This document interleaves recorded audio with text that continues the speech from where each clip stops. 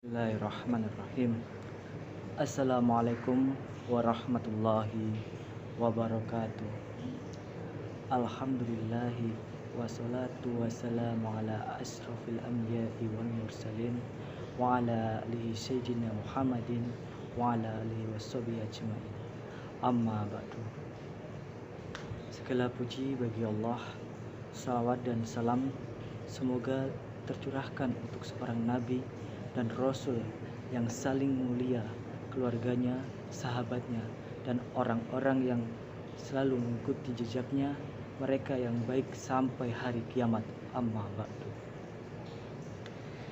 Hadirin jamaah Jumat rahimakumullah. Alhamdulillah, hari ini kita kembali dipertemukan dalam majelis khutbah sholat Jumat yang insya Allah dirahmati Allah Subhanahu wa Ta'ala. Dalam kesempatan yang berbahagia ini, tema khutbah Jumat kali ini adalah tentang bagaimana menahan amarah sesuai ajaran Rasulullah Sallallahu Alaihi Wasallam dan keutamaan menahan amarah itu sendiri. Ma'asyiral muslimin rahimakumullah. Sebagaimana manusia, tentu ada beda banyak hal yang bisa membuat kita menjadi marah, seperti ketika dibohongin, dipertemukan, tidak adil, frustasi, diganggu ketika kondisi capek, dan beberapa alasan lainnya. Naluri manusia salah satunya yaitu berada dalam situasi yang aman. Begitu juga dengan kemarahan. Marah terjadi sebagai respon pertahanan diri kita dari situasi yang tidak dianggap atau tidak aman, bahaya. Sebagai dengan marah kita akan merasa lebih aman. Tentunya dengan marah kita lebih aman, namun itu semua tidak berarti menjadikan kemarahan itu sebagai alasan untuk berbuat hal-hal yang bersifatnya kekerasan atau kericuhan. Dalam sudut pandang Islam, amarah atau marah merupakan bencana yang dapat merusak akal, karena ketika hati dan kondisi lemah, maka setan dan bala tentaranya melakukan serangan. Pada saat manusia marah, maka setan mempermainkan melalui kemarahannya, sebagaimana anak kecil yang mempermainkan bola. Disebutkan bahwa sebagian para wali berkata pada iblis, "Tunjukkanlah kepadaku bagaimana Anda mempermainkan anak cucu Adam." Iblis pun berkata, "Aku kuasai dan aku permainkan dia di saat sedang marah dan mempertemukan kesenangannya, bahwa nafsunya." Na'udzubillah. Ketika seorang marah, ada banyak hal yang dapat terjadi. Misalnya mudah mencaci maki, mengucapkan kalimat buruk, mencerai, bahkan saling membunuh. Oleh sebab itu, kemarahan termasuk sesuatu yang sangat-sangat dibenci oleh Allah dan Rasul-Nya. Hadirin jamaah Jumat rahimakumullah. Dalam sebuah hadis sahih Bukhari yang diriwayatkan oleh Abu Hurairah radhiyallahu anhu disebutkan, "Inna rahu wa qala illa sa'in sallallahu alaihi wasallam."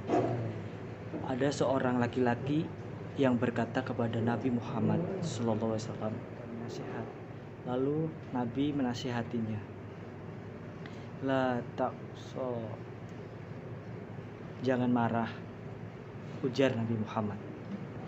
Mungkin merasa sangat simpel pesan yang diberikan laki-laki ini.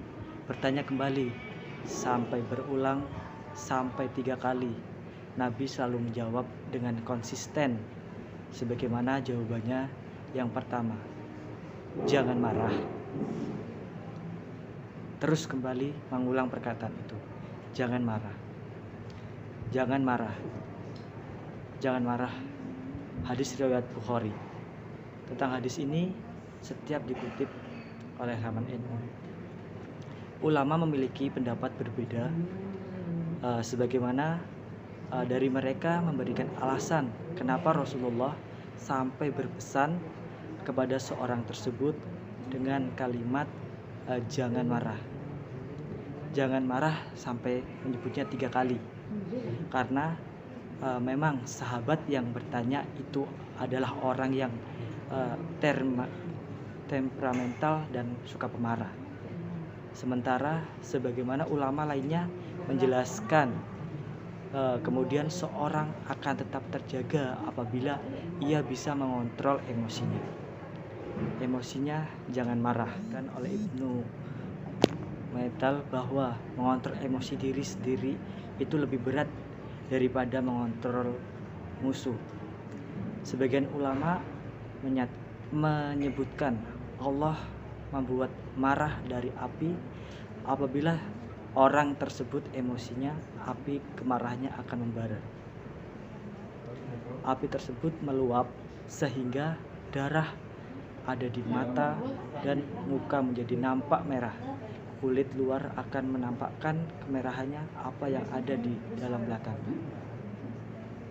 Juga disebutkan, sesungguhnya sebaik-baik orang adalah orang yang lembut, meletup emosinya dalam cepat merindai, sedangkan seburuk-buruknya orang adalah orang yang cepat marah dan merindai. Hadis riwayat Ahmad. Dalam Al-Quran, Allah Subhanahu wa Ta'ala telah berfirman, yang artinya yaitu orang yang berfirman baik di waktu lapang maupun sempit, dan orang-orang yang menahan amarahnya dan memanfaatkan kesalahan orang lain, dan Allah mencintai orang-orang yang berbuat kebaikan. Al-Quran Surah Al-Imran 134. Hadirin jamaah sidang Jumat yang berbahagia, lalu bagaimana seharusnya menahan amarah? Ada beberapa cara yang dianjurkan Rasulullah SAW sebagai berikut penjelasan. Pertama, membaca ta'awuz. Hal ini disebutkan dalam hadis Nabi yang diceritakan oleh Sulaiman Surat. Ada 2 laki-laki samping Rasulullah, sedangkan kita sedang duduk-duduk. Salah satu di antara mereka mencuci tangan dan wajahnya yang merah. Faqala Bani Israil wa sallallahu alaihi wasallam illa la'atul muslimun. Kemudian Nabi Muhammad SAW bersabda, sesungguhnya aku ini mengetahui ada sebuah kalimat yang dibaca, kemarahan itu akan hilang, yaitu jika dia membaca a'udzubillahi minasyaitonirrajim. Hadis riwayat Bukhari. Yang kedua, berwudu. Rasulullah telah bersabda, kemarahan itu dari setan, sedangkan setan terbuat dari api. Api hanya bisa dipadamkan dengan air. Jika antara kalian marah, berwudulah. Hadis riwayat Ahmad, Abu Daud. Yang ketiga, duduklah. Duduk. Dalam sebuah hadis Rasulullah bersabda bahwasanya apabila di antara kalian ada yang marah dalam keadaan berdiri, duduklah. Jika marah tidak bisa menghilangkan, bertidurlah atau berbaringlah. Hadis riwayat Ahmad, Abu Daud. Kemudian yang keempat, diam. Yang keempat itu diam. Mengajarilah kalian, berikanlah kemudahan, jangan mempersulit masalah. Jika di antara kalian ada yang marah, maka diamlah. Hadis riwayat Ahmad. Kemudian yang kelima, sujud atau bersujudlah, berarti sholat sunnah minimal 2 rakaat. Dalam sebuah hadis Nabi Muhammad SAW kembali bersabda, ingatlah, sesungguhnya marah itu bara api dalam hati anak Adam. Tidaklah engkau melihat merahnya kedua matanya dan tetangganya urat darah di leher. Barang siapa yang berhati-hati tersebut, hendaklah ia mempermalkan pipinya dengan tanah. Sujud. Hadis riwayat Tirmizi. Hadirin jamaah Jumat rahimakumullah. Demikianlah khotbah Jumat kali ini. Semoga Allah Subhanahu wa taala selalu menuntun kita semua untuk bisa menunaikan ibadah, tidak suka marah dan menjadi orang yang penyabar. Harapan kita kelak dengan menahan amarah ini, semoga kita akan meninggalkan dunia ini dengan husnul khotimah. Amin. Allahumma amin. Demikianlah khotbah Jumat yang dapat saya sampaikan. Apabila ada tutur kata saya mohon maaf. Kepada Allah saya mohon ampun.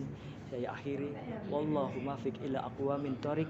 Assalamualaikum warahmatullahi wabarakatuh.